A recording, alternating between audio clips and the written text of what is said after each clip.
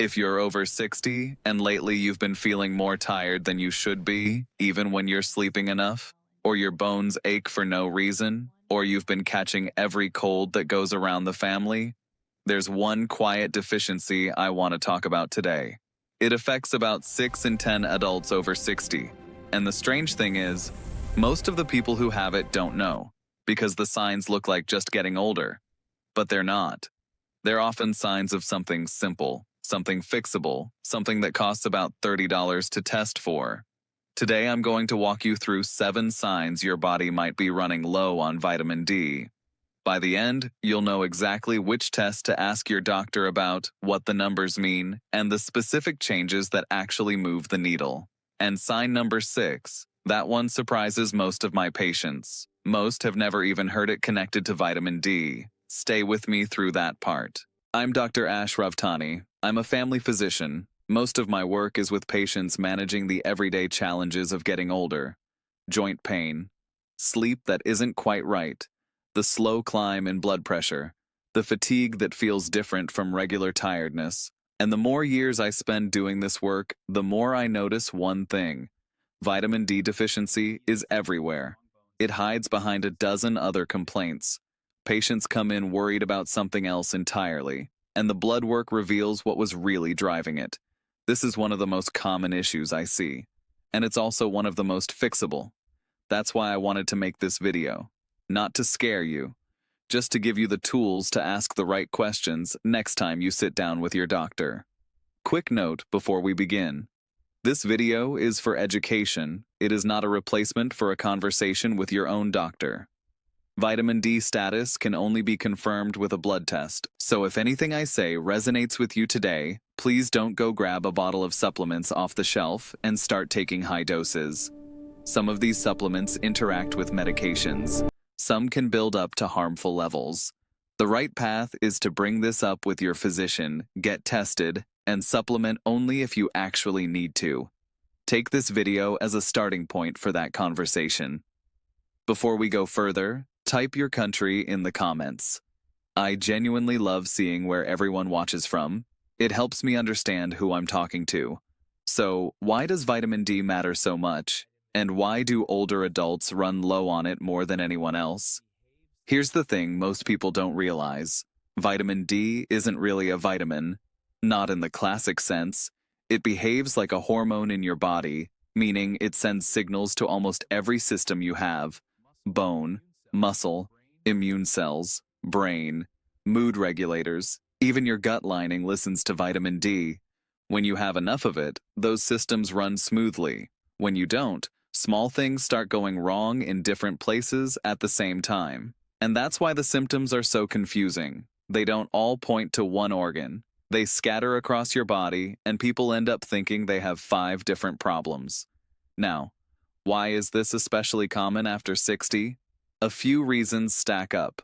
First, your skin loses its ability to make vitamin D from sunlight as you get older. By the time someone is 70, their skin produces about 75% less vitamin D from the same amount of sun exposure compared to a 20-year-old. That's a huge drop. Second, the kidneys play a role in converting vitamin D into its active form. Kidney function naturally slows with age, so even when there's some vitamin D coming in, less of it gets turned into the version your body can actually use. Third, and this one is just life, older adults tend to spend less time outdoors. More time indoors, more time in clothing that covers more skin, more time with sunscreen on the parts that show.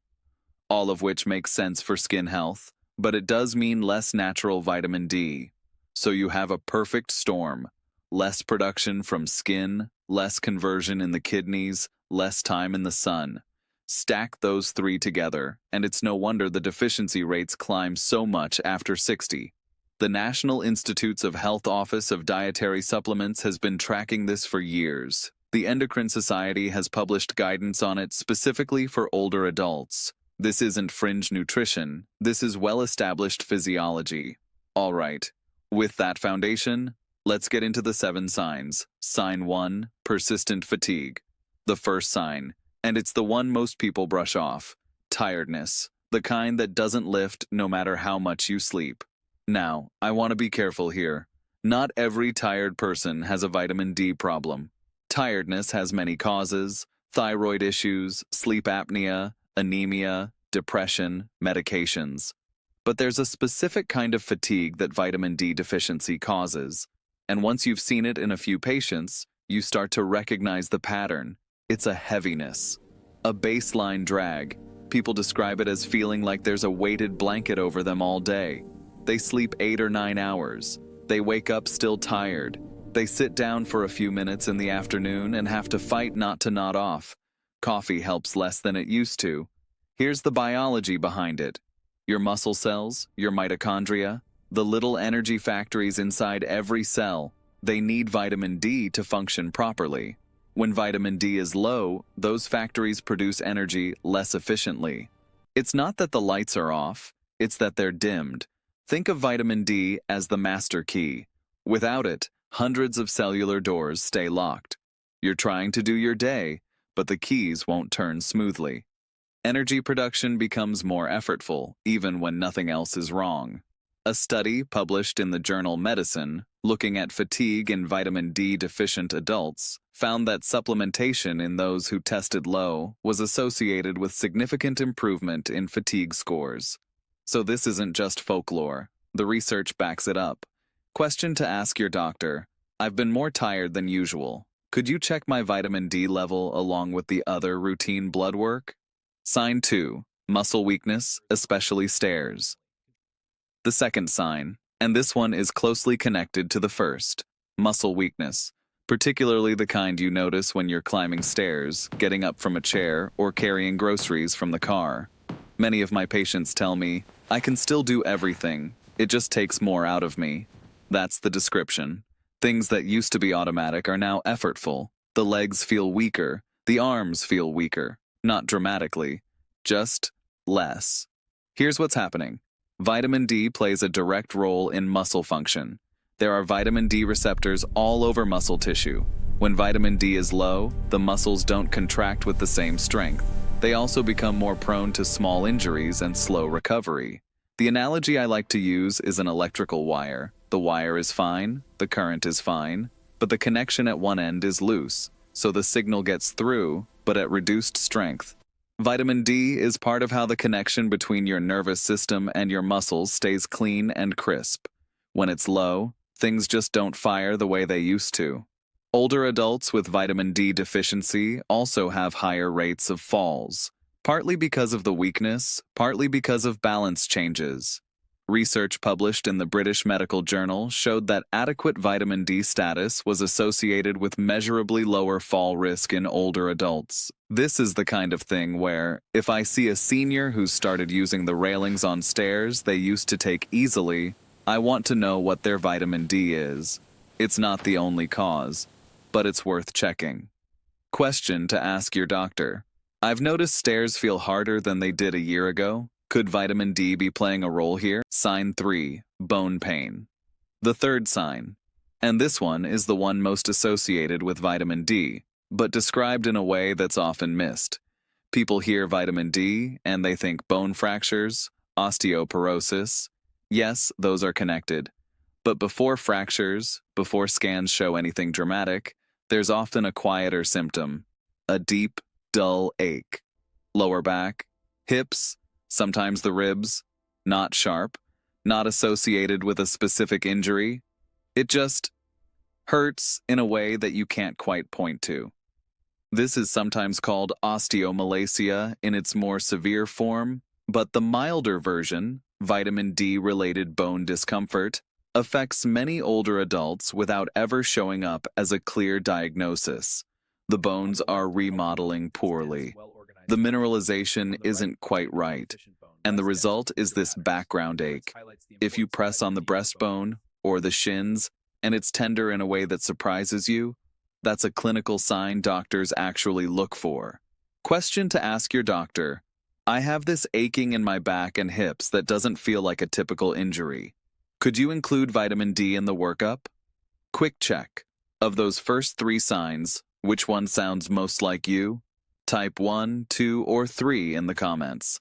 I read every single one. you'd be amazed how similar people's experiences are. Sign 4. Frequent infections. The fourth sign, the colds you can't shake, the chest infections that keep coming back, the way every winter feels worse than the last. Vitamin D plays a critical role in your immune system. Specifically, it's involved in the production and function of antimicrobial peptides. These are tiny molecules your immune cells make to fight off bacteria and viruses. When vitamin D is low, your innate immune system, the first line of defense, operates at reduced capacity. What does this look like in real life? Patients tell me things like, every cold turns into a sinus infection, or I used to bounce back in 3 days, now it takes 2 weeks, or I keep getting that same chest thing every winter. Here's the analogy. Imagine your immune system as a security team at the gates of your body. Vitamin D is the equipment they use, the radios, the flashlights, the locks. With full equipment, they spot threats early and shut them down quickly. With low equipment, threats slip through, and the team has to scramble to catch up, which is what an extended illness feels like. A 2017 meta-analysis published in the BMJ examined data from over 11,000 participants and found that vitamin D supplementation was associated with a meaningful reduction in respiratory infection rates, particularly in those who were deficient at baseline. This is why during winter, especially, vitamin D status matters. Less sun, lower D levels, more infections. The connection is real. Now I want to be clear. Vitamin D is not a substitute for vaccines. It's not a substitute for hand washing. It's not a magic shield. But adequate levels do appear to support how your immune system functions when it's challenged. Question to ask your doctor. I've been getting sick more often. Should we check vitamin D as part of figuring out why? Sign 5. Low mood and seasonal patterns. The fifth sign. And this one I want to handle carefully because mood is complicated and I don't want anyone to think I'm reducing depression to a vitamin issue. It's not that simple. But there is a real connection between vitamin D status and mood, especially in older adults, and especially in patterns tied to the seasons. Here's what I see. Patients describe feeling flat, not depressed in the clinical sense. They don't fit the diagnostic criteria, but less interested, less motivated. The things that used to bring them joy don't bring quite the same spark. They wake up and the day feels gray, even when the weather is fine. And many of them report this gets worse in winter. That's not coincidence. Vitamin D receptors exist in the parts of the brain that regulate mood. The same systems that affect serotonin function are influenced by vitamin D status. When levels drop, particularly during low sunlight months, those mood-regulating systems can run on lower fuel.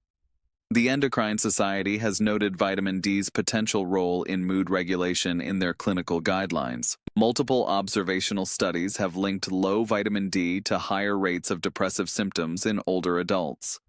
The analogy I use is a thermostat. When the thermostat is calibrated, the room stays comfortable. When the calibration drifts, the temperature swings, sometimes too cool, sometimes off in some other way. Vitamin D is one of the things that helps keep the mood regulation thermostat properly calibrated. I'm not saying vitamin D will fix depression. It won't, in most cases. But if you're someone who feels flat through the winter, who notices a slow shift in your mood as the year turns colder, vitamin D status is one of the inexpensive things worth checking. Question to ask your doctor. My mood has felt off, especially in the winter months. Could vitamin D be part of this picture? Sign 6. Hair thinning. The sixth sign, and this is the one I promised would surprise you, hair thinning. Most people don't connect hair to vitamin D. They think hair is about genetics, hormones, maybe stress, and those are all real factors. But vitamin D is also part of the picture, and it's one of the more overlooked pieces. Here's the connection. Hair grows in cycles. Each follicle goes through a growing phase, a resting phase, and a shedding phase. Vitamin D receptors are involved in the signaling that tells follicles when to start a new growth cycle. When vitamin D is low, those signals weaken. The growth phase shortens. More hair sheds, less new hair takes its place. The result is gradual thinning, most often noticed at the part line, on the crown, or in how much hair comes out in the brush. Studies in the journal Skin Pharmacology and Physiology, among others, have documented the association between low vitamin D levels and various forms of hair loss in adults. It's not the only cause, but it's a known contributor. If you've noticed your hair feels thinner than it used to, and you've been chalking it up to age, I'd add vitamin D to the conversation with your doctor. If sign number 5, the mood and seasonal pattern, hit close to home, type "me too" in the comments. You'd be surprised how many seniors deal with this quietly. You're not alone. Sign 7, slow wound healing. The 7th sign, and this is one I want to end on because it's a sign that's both important and easy to spot once you know what to look for. Slow wound healing, a small cut, a scrape from the garden, a bruise that takes forever to fade, a surgical site that takes longer than expected to close. These are the kinds of things patients mention almost in passing. "Oh, my skin just doesn't bounce back like it used to," without realizing it might be a clue. Wound healing requires a coordinated response from many different systems in the body. Inflammation has to start, then resolve. New tissue has to grow. Blood vessels have to form. Skin has to remodel. And vitamin D is involved at multiple steps, particularly in the immune cells that clean up the wound and in the skin cells that rebuild the surface. When vitamin D is low, every step takes longer. The cleanup is sluggish. The rebuilding is delayed. So a cut that should close in a week takes 10 days or 2 weeks. A bruise that should fade in 5 days takes 10. The analogy here is a construction site. The materials are still there, the workers are still on site, but the supervisor is missing, so things get done, but slower and not always in the right order. Vitamin D is part of that supervisory function in tissue repair. Research published in the journal Advances in Skin and Wound Care has discussed vitamin D's role in chronic wound healing, particularly in older adults whose wounds tend to heal more slowly anyway. Low vitamin D adds another layer of slowdown on top of normal age-related changes. This is also relevant for anyone planning a surgery, by the way. Some surgeons now check vitamin D status before elective procedures, particularly orthopedic ones, because adequate levels support better recovery. Question to ask your doctor: "I've noticed my cuts and bruises seem to take longer to heal lately. Could vitamin D be part of why?" Takeaway: what to actually do. All right, 7 signs. Now let's talk about what to actually do with this information. Step 1. Get tested. The blood test you want to ask for is called 25-hydroxyvitamin D. Sometimes it's written as 25-OHD. That's the storage form of vitamin D in your body, and it's the most accurate measure of your status. It's not part of every routine blood panel, so you'll likely need to specifically request it. The cost is usually somewhere between $30 and $50 if it isn't covered by your insurance. Many insurance plans do cover it, especially when ordered for cause. It is, in my view, one of the most useful blood tests in adults over 60. The information it gives you, relative to its cost, is hard to beat. Step 2. Understand what the numbers mean. Different organizations use slightly different cutoffs, but here's a general guide that's widely accepted. Below 20 nanograms per milliliter is considered deficient. This is the level where active treatment is usually warranted. Between 20 and 30 is considered insufficient by many guidelines. Some patients feel symptomatic in this range, others don't. 30 to 50 is generally considered adequate. Some longevity-focused physicians aim higher, into the 50 to 70 range. This is debated. The Endocrine Society guidelines support adequate, not necessarily high. So, work with your doctor to determine the right target for your specific situation. Step 3. The sources of vitamin D. Sunlight is the original source. About 10 to 30 minutes of midday sun on bare arms and face several times a week is what your body is designed for. But for many seniors, this isn't realistic. and dermatologists have legitimate concerns about sun exposure and skin cancer risk, so sunlight alone often isn't enough. Food sources include fatty fish, salmon, mackerel, sardines. Egg yolks have some. Fortified milk and some fortified cereals provide modest amounts. Cod liver oil is one of the older traditional sources, but unless you're eating fatty fish several times a week, food alone usually doesn't get most older adults to adequate levels, which is why supplementation is often part of the picture. But, and this is important, the right dose depends on your starting level. Someone who's deficient may need a higher loading dose for a few weeks than a maintenance dose. Someone who's mildly low may need less.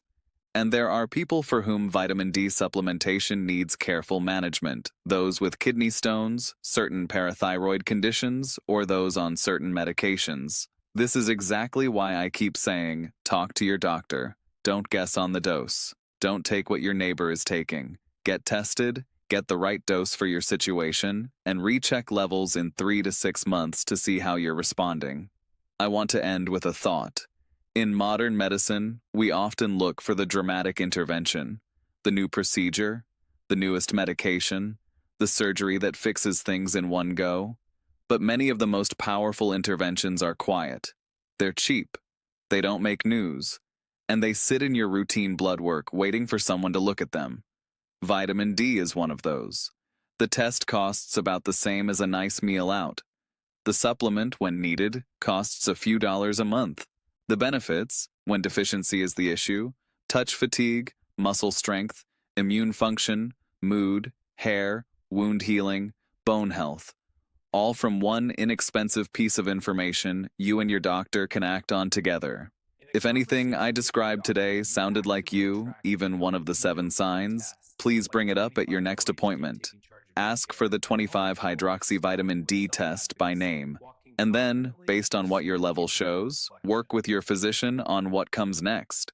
Healthcare doesn't have to be complicated to be useful. Sometimes the simplest tests give the biggest answers. If this video helped you, the like button genuinely helps me make more of these. New videos every Tuesday and Friday. And if you subscribe and turn on the bell, the next one, about magnesium and the 7 signs that show up after 60, comes straight to you when it's ready. Magnesium and vitamin D are connected in some interesting ways, and I want to walk you through that next. Thank you for spending this time with me. Take care of yourself, and I'll see you in the next video.